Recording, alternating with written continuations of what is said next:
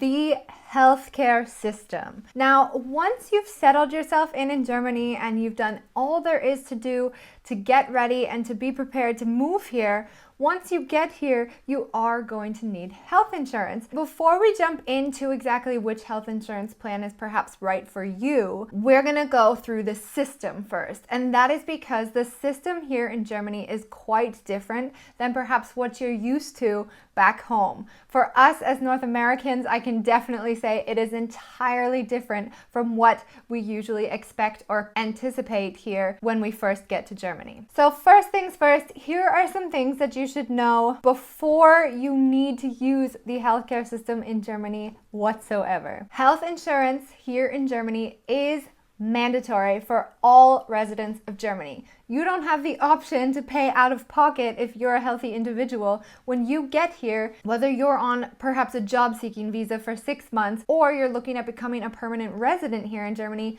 you do not have that option. The visa departments and the Ausländerbehörde or foreigners department, immigration office, will make sure that you have this before issuing any type of visa for your stay here in Germany. That is not to say that you necessarily need to choose already between the public and private sector. If you're not looking for permanent residency and you don't have a job yet, you can also opt in for some sort of expat health insurance, which will basically cover you until you are sure that you want to stay here and that you have a job and that you have everything set up. So I will also include that below because there is one that provides the service in English that is very excellent and that is recognized in the visa requirements, and that is called Feather. So I'll link them below so you have that information as well. A great little added perk that a lot of people don't know when they're first coming to Germany is that you can actually use your German healthcare benefits across all 27 EU countries, plus Liechtenstein, Norway, and Switzerland. So the way it works is basically if you do require medical care outside of Germany,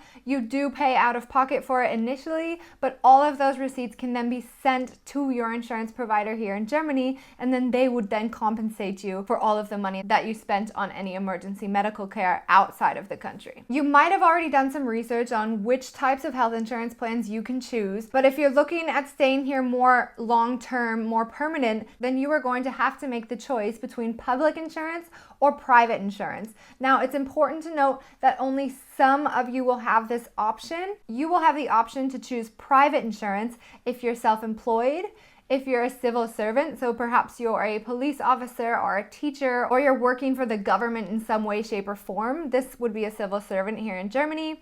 Or if you're employed and make about 62,550 euros a year. I put a little asterisk there because this changes, I find, annually. It is a very simple search to conduct over on Google. You just type in, how much money do I need to be making annually in order to register for private health insurance? Of course, I will go through and try to update this. I'll leave any updates in the text box below if things do change, but again, just a really quick search over on Google. And a great tip for any of you who are planning on registering as a freelancer, if you are a journalist or an artist, somebody who is selling a service rather than an actual physical product, there is something here in Germany called the Künstlersozialkasse. And this is an excellent program to be a part of if you can qualify to be a part of the program, because they actually offer to pay 50% of your health insurance costs as any normal employer would. So we'll go through a little bit more about that in detail in a second, but basically as an employed person, you will be paying 14.6% if you're registered under public insurance, and half of that will actually be paid by your employer. If you're a freelancer and working on your own, you are then required to pay that 14.6% all on your own, with the option of registering for Künstlersozialkasse, and they would be paying half of your health insurance costs. Your health card. You are going to be getting a health card that looks similar to this one. It is an electronic health card that reads all of your information. So this is the card that you will need to give to the medical professionals or the nurses or receptionists at the front counter every time you go for any particular medical visit. So it kind of looks a little bit like a credit card, but it's going to differ a tiny bit depending on which insurance company you choose to go with. And basically this electronic chip card, which might be new for you, I know it was very very, very new for me coming from Canada. And this electronic chip card actually holds all of your medical and insurance information, so they can just plug that into their machine at the front desk or the front reception counter and get all the information that they need from your insurance provider in order to conduct that medical visit. You will need to find a doctor at some point, and not everybody has a family doctor, or in Germany it's called a Hausarzt, but I would definitely recommend it, especially if you speak English and you don't know German yet, because then when you do require a doctor, it might be a little bit more difficult when you're in pain and trying to search frantically for the next doctor that you can find. Good news for you is that most doctors here in Germany do speak English,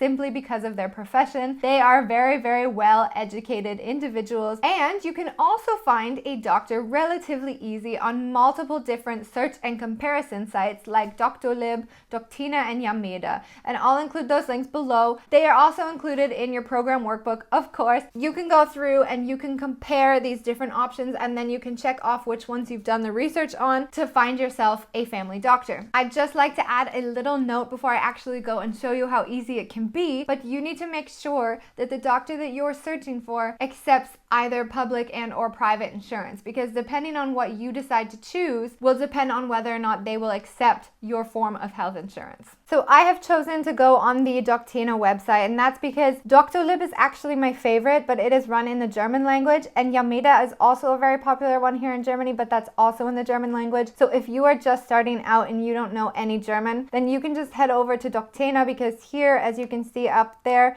you can switch it to multiple different languages, not just English or German. And so basically, if we were looking for a Hausarzt or family doctor, then of course we would be searching for somebody who was a general practitioner. Because we don't know the name of the doctor at the moment, because we're on the search to find one, we would go through and search them by their specialty or expertise, which would be a GP. And then we're gonna choose, let's just stick with Düsseldorf. And then this is the most important part, is that you can actually search by the language. And this makes it so easy to find a doctor that you know 100% speaks the language and is comfortable and happy speaking the language. So we'll click English, and then we can go ahead and click find. This is the biggest downside that Doctina has, is that here they only have these two options, and one is in Essen, which is about half an hour from me. The other one is in Wuppertal, which again is about half an hour from me. So if you were to go on to a website like perhaps doctolib.de, I will just go there right now to show you, you can see that it is all in German. So here you could say Hausarzt. So Allgemein Hausarzt is basically somebody who deals with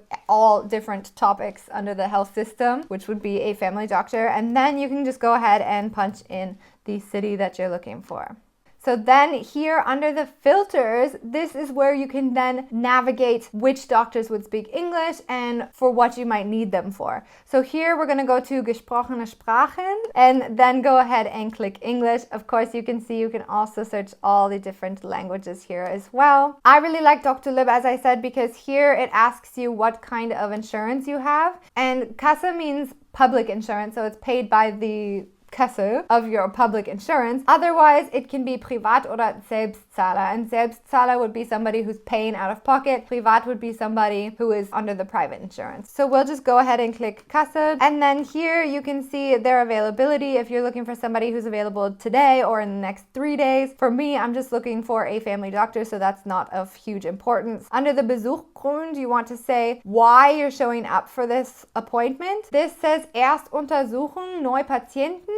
And that is basically your first appointment and that you're a new patient. And so that's going to be the most important one that you click. Even though it's in German, if you can manage the system, it makes it a lot easier. And now you can automatically see that here in Düsseldorf, there are a number of options that I can choose from rather than having to go half an hour outside of my city. So here it gives all of their available appointments. You can actually go ahead and book online for a lot of these, which makes it much easier, because even though these doctors do speak English, not all the receptionists or the nurses are going to speak English. You can just go ahead and click Termin vereinbaren and then go in and click a date that works for you. So let's hop out of this and jump back to the module to talk a little bit more about what you need to know about health insurance before we actually go ahead and pick you a health insurance plan. So if you've picked 1 or 2 or 3 doctors that you'd like to reach out to, you can either do that online, or you can as well go back to the program workbook and write down the information and the contact details here in the section that I've provided you. But for now, assuming that you have your family doctor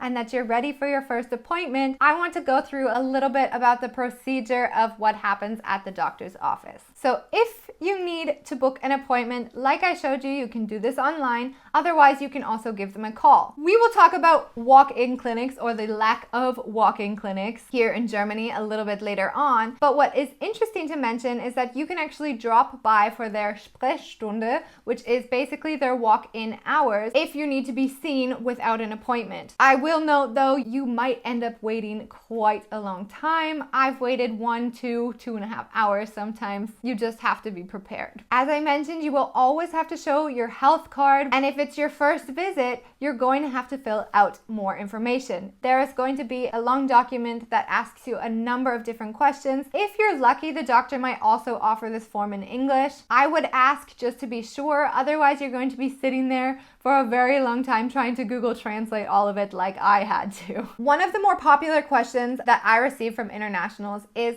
how on earth do I get an appointment with a specialist? In Germany, this is often the case that you need to speak with your family doctor in advance, go through any issues that you have so that they can then advise you as to which specialist or which doctor you should be seeing. They will then give you a prescription that you would then bring to the specialist. If you need an appointment with any type of specialist, you can go ahead and go to your doctor first. There are a couple that are willing to accept patients without that prescription from their family doctor, like for example, gynecologists. The hospital is a little bit different. As per usual, you will need to show your health insurance card as soon as you get there. You might also need to fill out some paperwork similar to as you did with your family doctor. Usually this is going to be in German, so if it is an emergency, please bring a German speaker with you if you can. This will help save you a lot of time and hopefully a lot of pain. If you've gone to your doctor in pain and they would recommend that you go to the hospital, then you will get a prescription from them to be admitted into the hospital. For example, I actually received one from my gynecologist when I was pregnant because she was worried about my baby. She then gave me a prescription so that I could walk into emergency, give them the prescription right away, and be admitted without any waiting times. If you go into the emergency room with an issue, you can also expect extremely long waiting times.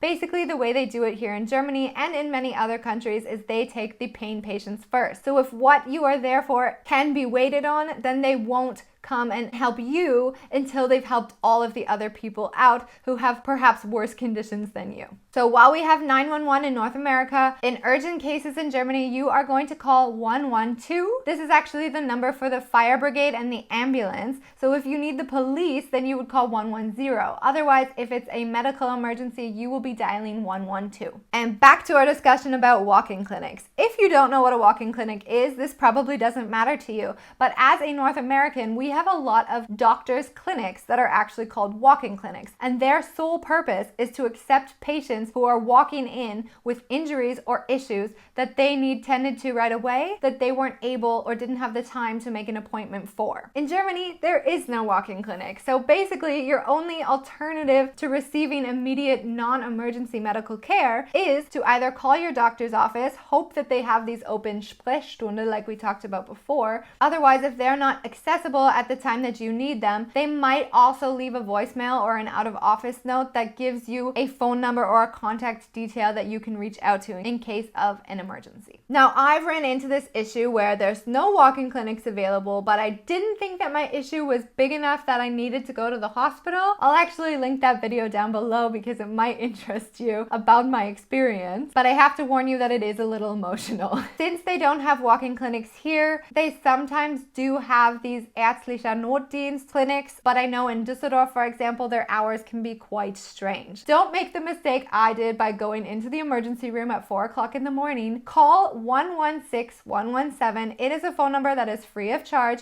You can ask them if they speak English. They probably will. Just make sure that you have a number of details available and on hand, as well as a pen and paper, including your name, your date of birth, and your age, your full address, what floor number you live on, and your phone number. They might ask about your previous health conditions, so make sure that you know the answers to these questions right away. And depending on how severe your emergency is, they might actually send a doctor to your house. They can then recommend you perhaps a local doctor that is open. They might recommend you getting a prescription from a pharmacy that's open. They will be the ones to help you out. Getting your medication, whether that's prescription or over the counter, is also a little bit different here in Germany than in other countries. Here in Germany, you will bring all your prescription medications to the pharmacy to get filled, or you can actually submit them online nowadays, which makes it 10 times easier. You can also often do this in English. I will link below a blog post that I wrote about some of the best online pharmacies. Their shipping times are also pretty good. And the Apotheke or pharmacy is also where you're going to buy these over-the-counter medications. You cannot find them at a local drug mart. My comparison to perhaps Shoppers Drug Mart or Walgreens in the States would be DM or Rossmann here in Germany. However, they sell vitamins, they sell makeup products, they sell shampoo and razors and toothbrushes, but they do not sell over-the-counter medication. We will talk about shopping a little bit later on, including the fact that Sunday stores are closed in Germany. That also includes pharmacies. However, there is an emergency pharmacy that will always be open on Sundays. This you can find on aponet.de, and basically what you can do there is you can fill in your postal code, your zip code, and they will find a pharmacy that is currently open that is closest to you. They will also give you the hours of operation and all the information you need to make sure that you get your prescription or your over-the-counter medications as fast as possible. So now that we've talked about the whole healthcare system, and now that you understand the way it works and the processes that you need to take, we're gonna go dive into now the difference between public insurance and private insurance.